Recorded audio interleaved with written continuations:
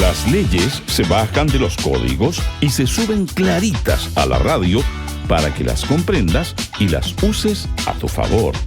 La Facultad de Derecho y Radio Universidad de Chile presentan Derecho al Aire, un programa con todas las de la ley, donde analizaremos temas de actualidad para acercar el derecho a la ciudadanía, con Diana Macís y Silvia Peña.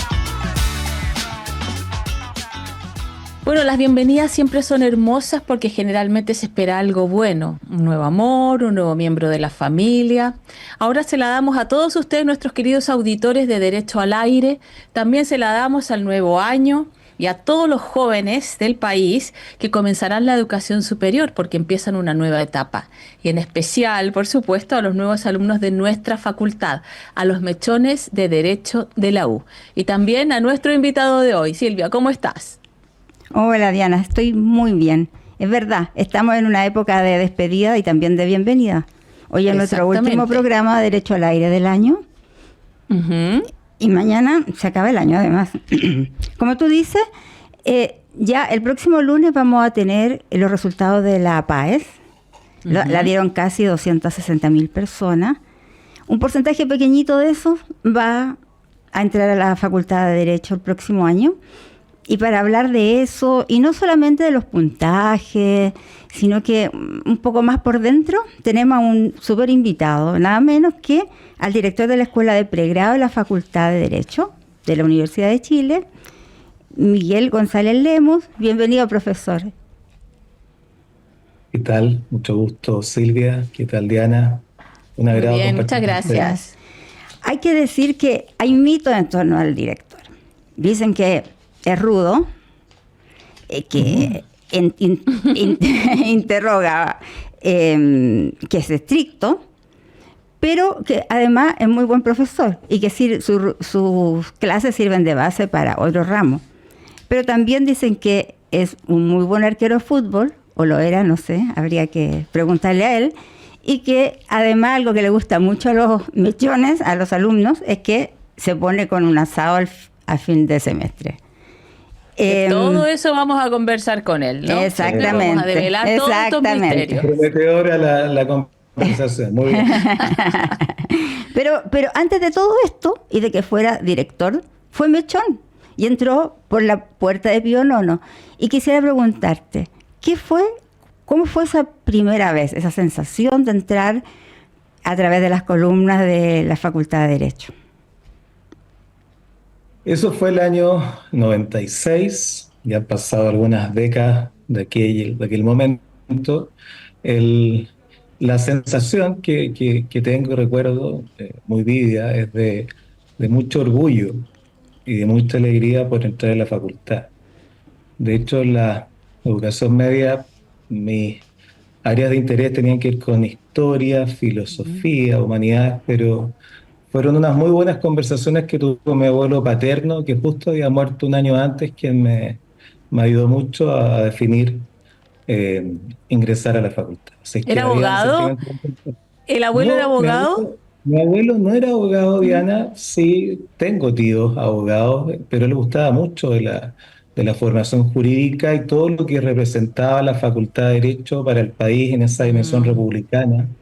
Sobre todo él de esos gobiernos radicales, del año 38 en adelante. Así que había toda una dimensión simbólica para mí entrar en la Facultad de Derecho, como digo, de mucho orgullo y alegría, y también un recuerdo muy importante, ya que el año anterior había muerto mi abuelo. ¿Y alguna impresión, eso de el patio, la cantidad de alumnos, los profesores, la sala? Pero perdona ahí, Silvia, en términos de qué me generó cuando entré. Sí. Agradable. Al poco ingresar, tenía una sensación de pertenencia. Es un sentimiento muy particular que de hecho se da en nuestra facultad. De hecho, esto lo comento con mis alumnos y en otros foros y instancias. Yo creo que de las pocas unidades académicas en la universidad, hay que decir a lo largo del país, que se genera un sentido de pertenencia muy particular, de mucha identidad. Y eso se va forjando de inmediato en lo que son las conversaciones, no solamente en el marco de la actividad docente formal, por llamarlo de alguna manera, sino que también con las conversaciones con compañeros, compañeras y la diversa en las cuales se participa en la facultad. Ujú. Como Y, ustedes anunciaron en ese como prolegómeno, efectivamente en la facultad, claro, yo practicaba mucho deporte, sigo practicando. mm. Y pertenecía a la selección de fútbol. Entonces también hay vínculos muy fuertes que se van generando desde un comienzo con la facultad. Y parece que ese sentimiento de pertenencia nunca te abandonó, Miguel, porque nunca te fuiste de la escuela. Empezaste a ser ayudantía, ahora eres profesor, aunque tuviste algunos viajes entre medio porque fuiste a estudiar a España, ¿cierto? Tu máster, tu doctorado, pero al final te atrapó esta escuela. ¿Por qué?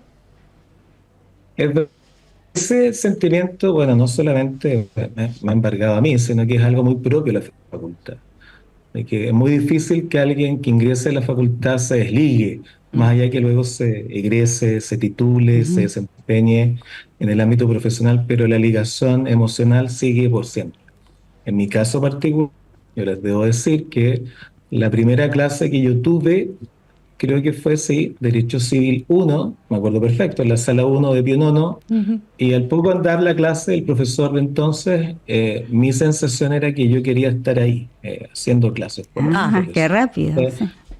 ¿Qué les puedo decir? Desde el primer momento, desde los primeros días de clase, surgió una motivación muy grande por continuar, no solamente en la facultad, sino que vinculado con el tema de la docencia. Y ese nexo con la docencia es el que ha permitido que, claro, haya ingresado al 96 como estudiante y yo la continúe como profesor y actualmente desempeñándome como director de escuela en pregrado. Bueno, los alumnos comentan y dicen que ama la docencia. ¿Cómo se refleja eso en las clases?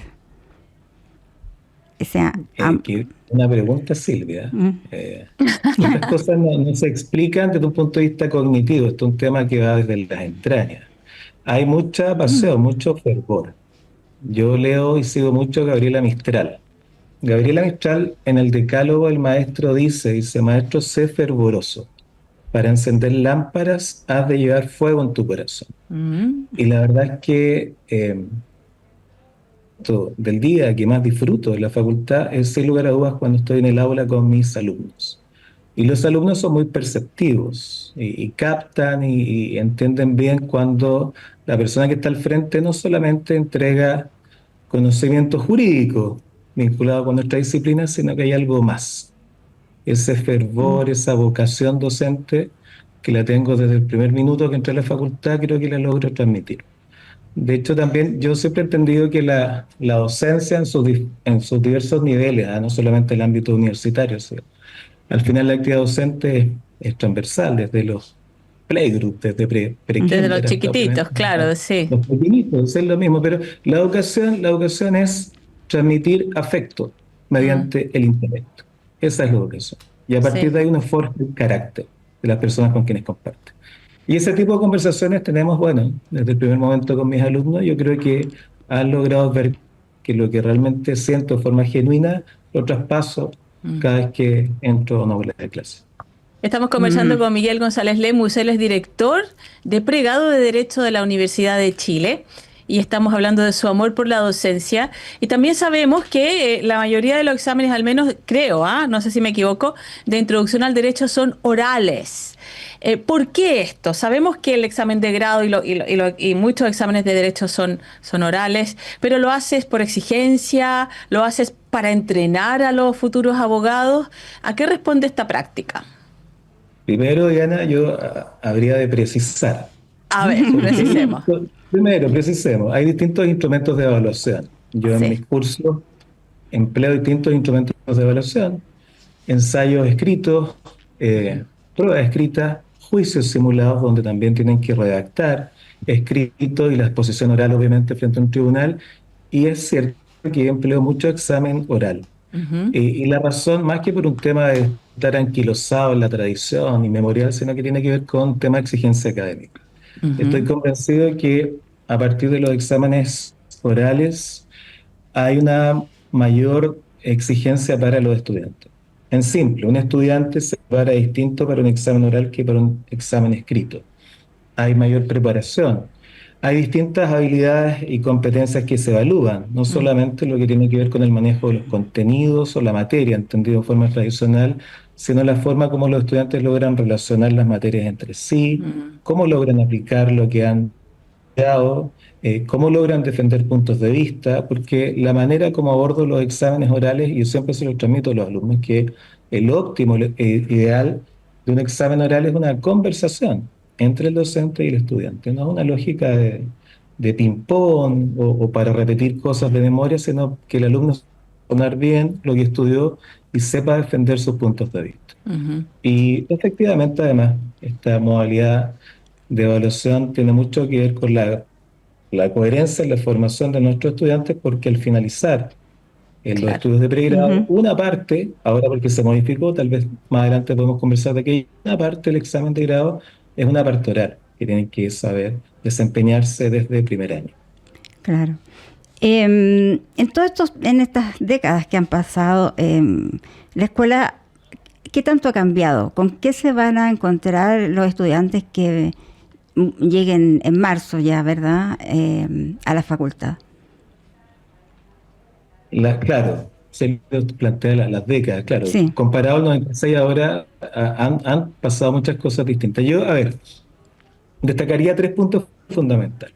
Un punto que tiene que ver con el plan de estudio, con la malla curricular. Un segundo aspecto que es muy relevante, sobre todo esta época, estos últimos 10 años, que tiene que ver con el apoyo desde la facultad a nuestros estudiantes en aquellas materias que no son estrictamente académicas, y que las voy a explicar brevemente. Y un tercer aspecto tiene que ver con temas de infraestructura, que es otra facultad, completamente distinta a la que existía en términos de infraestructura hace 30 años atrás. Respecto a lo primero de la nueva malla curricular, es una malla que hemos empezado a implementar de forma gradual a partir del año 2022. Vale decir, la cohorte generación 22, que egresa precisamente el otro año, el año 26, es la primera cohorte que ha tenido la malla. ¿Qué aspectos positivos podemos destacar de la malla Innova? Primero que todo, un énfasis en el desarrollo del razonamiento jurídico. Tradicionalmente la carrera se etiquetó, se hizo una caricatura que tenía que ver con más bien aspectos memorísticos de captar o memorizar ciertas disposiciones, artículos y normas y repetirlas. La verdad que eso no tiene que ver con el derecho. El derecho tiene que ver con la capacidad del alumno de comprender las diversas materias jurídicas en las cuales está inserto en la carrera, pero fundamentalmente saber aplicar dichas materias al caso concreto. Esa es la capacidad de razonar jurídicamente, y ese énfasis está presente a lo largo de los 10 semestres de la carrera. Otro aspecto importante, la incorporación como materia obligatoria del inglés como curso en 5 niveles que están desarrollados en el plan de estudio, y también algo que había adelantado, las modificaciones muy importantes a la materia de licenciatura y el examen de grado. Uno de los problemas importantes que teníamos, y que yo vengo de esa generación antigua, es que el promedio de la titulación sobrepasaba los 9 años, ¿vale? Es decir, una persona ingresaba a la facultad y al cabo de 9 años o más, en promedio, se titulaba. En Europa, a los 9 años está iniciando un doctorado. A los 9 años y medio acá se estaban terminando de titular. Entonces, eso, entre otras cosas, motivó a una modificación de los planes de estudio, y ahora, por ejemplo, la memoria de licenciatura debe realizarse necesariamente en el marco de los 10 semestres de la carrera. Que es decir, que era la memoria y no el examen de grado lo que dilataba precisamente el proceso de titulación. Luego el examen de grado también ha sido modificado. Ha habido a veces una pugna o discusión, a veces sale en la prensa respecto a lo terrible que es el examen de grado. Pues bien, combinamos ahora aspectos de una parte escrita, último semestre de la carrera, a propósito del tema de razonamiento jurídico, y luego la parte oral se desarrolla una vez que los alumnos han egresado. Por lo tanto, hay cambios sustantivos en el plan de estudio, y son cuestiones importantes con las cuales se van a enfrentar los alumnos que ingresen a la facultad del año 2026. Yo leí 3 aspectos. El primero, el plan de estudio. 2, el tema del apoyo desde la facultad. Hay una red de apoyo integral. ¿En qué ámbitos? Apoyo a una unidad de psicología, una unidad de género, equidad e inclusión, coordinación de deporte, bienestar social. Por lo tanto, todo ese apoyo del estudiante que requiere en su vida universitaria. Son 2.500 estudiantes en pregrado. Hay un número importantísimo de nuestros estudiantes. De esos 2.500, cerca de 1.200 son alumnos que están con gratuidad. Y muchos también, además del tema de gratuidad, requieren apoyo de la facultad. Claro. Por problemas de salud, por problemas de adaptación, porque son alumnos de regiones. Cerca de un tercio de nuestros estudiantes son de regiones y requieren un apoyo que va más allá de lo estrictamente académico. Ese apoyo está en la facultad de forma consolidada. También es un aspecto a destacar, y con lo cual se van a encontrar los alumnos de primer año un apoyo desde el primer día. Y en tercer lugar, algo bastante visible en lo inmediato tiene que ver con los cambios de infraestructura. En el 96 ingresé yo, estaba solamente el edificio de Pío IX, el tradicional, el hermoso edificio de Juan Martínez, y ahí el siglo XXI se ha agregado el edificio de los presidentes, el edificio Santa María 0200, el edificio 0214.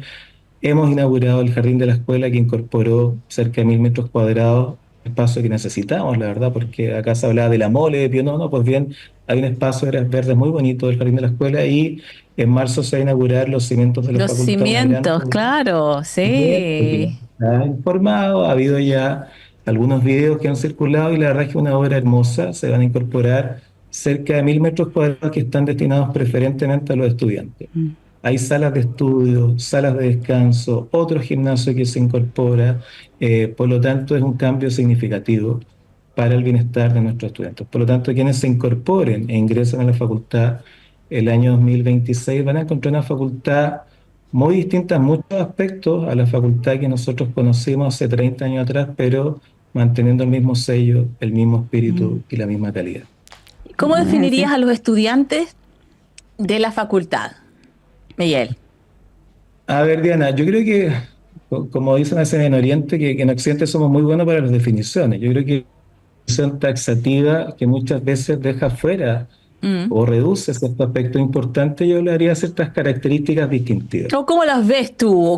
Sí. ¿Qué características distintivas? Son muchachos muy inteligentes, son alumnos inteligentes, muy respetuosos. Yo creo que el clima del aula y el respeto a la facultad es algo muy importante para desarrollar una buena docencia y una buena convivencia universitaria. Respetuosos, inteligentes, sin duda, autoexigentes. Son muy autoexigentes en el ámbito de sus estudios. Son muy sociables, y eso marca también que existe en la facultad muchas organizaciones de diversa índole. Hay obviamente organizaciones políticas en la facultad que son muy importantes, pero organizaciones sociales de diversa índole, alumnos que se preocupan de realizar un preuniversitario para apoyar a alumnos de colegios vulnerables, alumnos que se dedican a apoyar a trabajadores de la escuela sindical. Hay mucha carácter social en nuestra facultad en un sentido amplio, y también eso da cuenta de alumnos con muchos talentos. O sea, literalmente estoy en un aula y veo una alumna que está con un instrumento musical porque toca además un instrumento musical, o alumnos que están con sus bolsos deportivos porque son deportivos a nivel de facultad y a nivel de país. Por lo tanto, es una riqueza absoluta en términos intelectuales, en términos de deseos de hacer muchas cosas, y eso marca de manera significativa lo que es el rol de nuestra facultad. Sí, bueno, hemos visto varios estudiantes talentosos aquí en el programa, músicos, deportistas, etcétera, ¿no? Exacto. Tal cual, tal cual, eso es. Además, es probable que los estudiantes se encuentren, los nuevos estudiantes, con varios mitos, ¿verdad? Hablemos un poquito de eso. Apenas llegando a la entrada de la facultad, hay ciertos mitos y realidades también. ¿Cuál destacarías? ¿O de qué se habla en general? A ver, mitos y caricaturas de la facultad. Sí. ¿Cuáles son esos mitos y caricaturas de la facultad? Que una universidad, una facultad vinculada solamente con sectores de izquierda, y que acá no hay diversidad, y que todos los estudiantes son de izquierdas, y que los profesores son de izquierdas, y que asociado a ese mito y esa caricatura, en la facultad no hay actividad académica, sino que estamos sumidos en paros y tomas permanentes. Eso es un mito absoluto. En la facultad hay una diversidad de estudiantes en términos de convicciones políticas, religiosas, sociales, y eso uno lo vive a diario.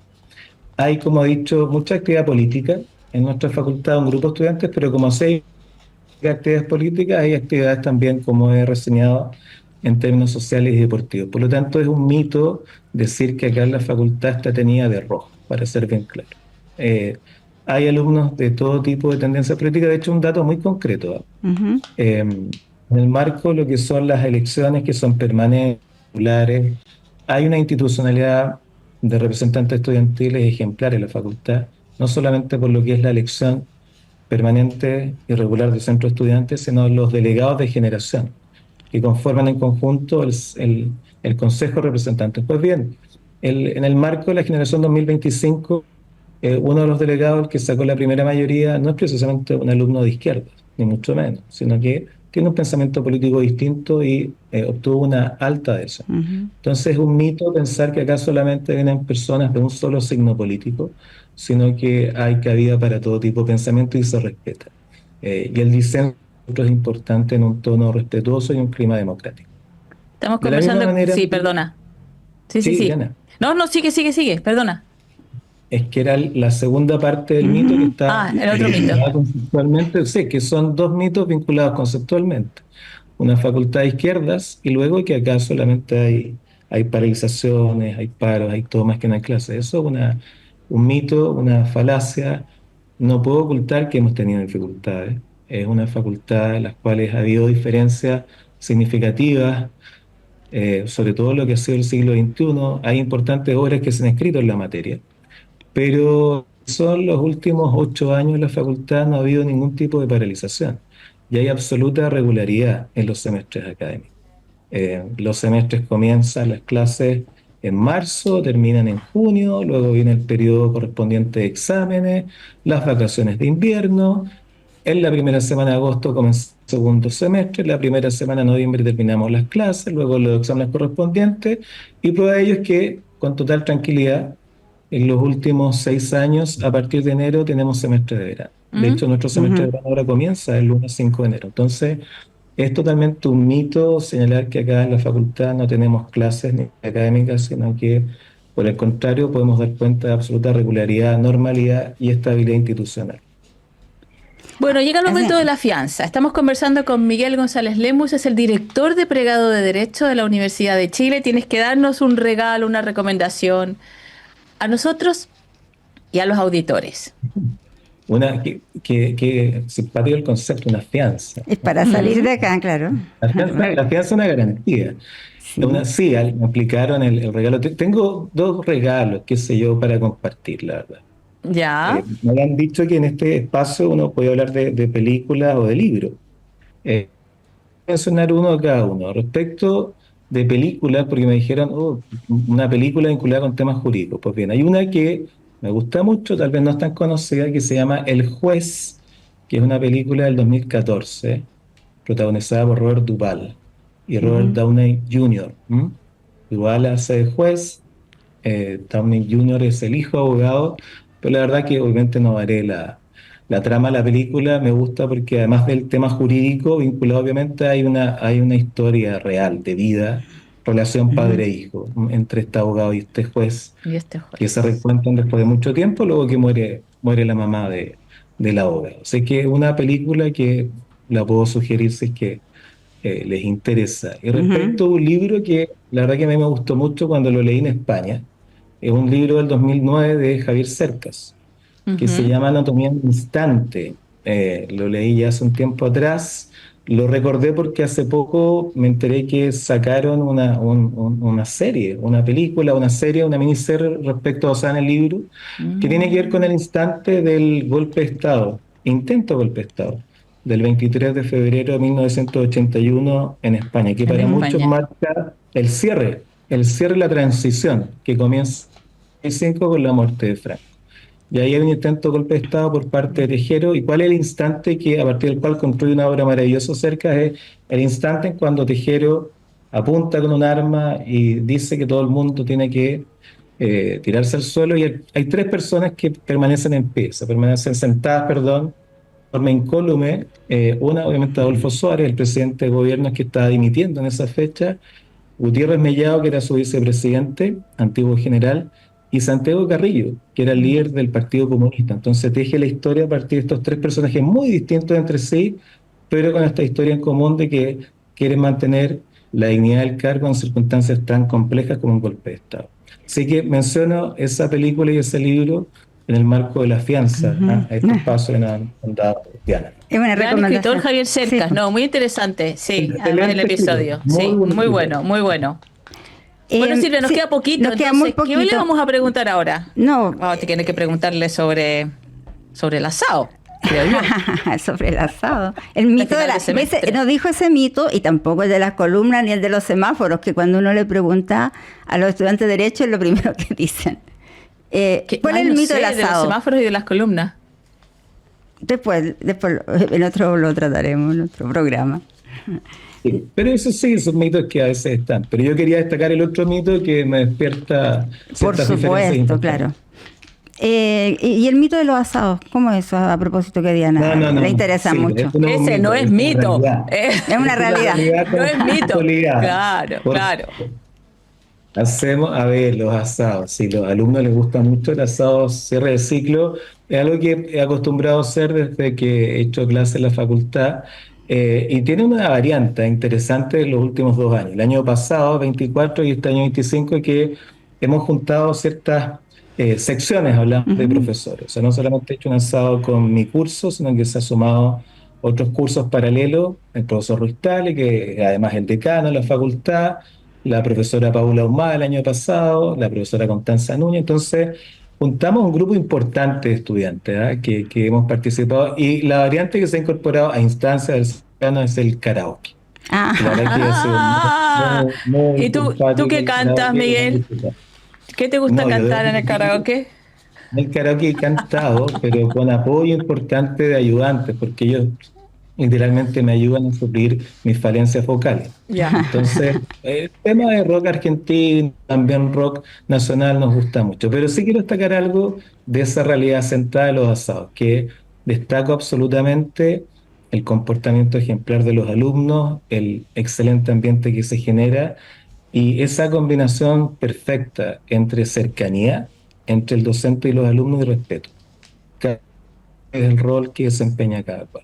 Y eso es propio de nuestra facultad y tiene que ver con ese clima de respeto que prima desde el primer día entre nosotros y realmente permite hacer este tipo de actividades con total tranquilidad en un ambiente de mucha fraternidad y que los alumnos realmente la valoran. Y yo también la aprecio mucho, porque ahí se demuestra mucho cariño por parte de los estudiantes. ¿Y eres buen parrillero, Miguel? No, Diana, yo disfruto con... Yo en mi vida he hecho un asado, cuestión que me reclama mucho mi hijo, pero bueno, espero que él se instruya en esas materias y en algún momento haga asado. Pero yo disfruto de asado, yo no soy parrillero, no tengo paciencia para hacer fuego y soy pésimo en eso. Bueno, nos queda medio minuto para despedirnos, aunque aquí me hace señas de que no. A propósito del karaoke, fue el profesor quien eligió la canción para cerrar este programa. ¿Qué es, Diana? Es una canción de los tres. Es una canción de los tres, una canción generacional, ¿cierto? Y es He barrido el sol. ¿Por qué cortó? 2 palabras. Muy sencillo, porque es la canción que también canté con mis alumnos en el asado. Este 2025. Y hay momentos que uno recuerda y otros momentos que uno atesora. Esos momentos los atesoro. Cantar esta canción con mis alumnos. Entonces vamos a escucharla. Muchas gracias. Nos vemos el 2026. Nos pueden escuchar en el podcast Derecho al Aire también, todos los capítulos. Así que muy agradecida de esta visita del director de la Escuela de Derecho de la Universidad de Chile, Miguel González Lemus. Muchas gracias, Miguel. Muchas gracias. Que esté muy bien. La Facultad de Derecho de la Universidad de Chile presentó Derecho al Aire, todos los miércoles a las 6 de la tarde con Diana Masís y Silvia Peña por la 102.5 Radio Universidad de Chile.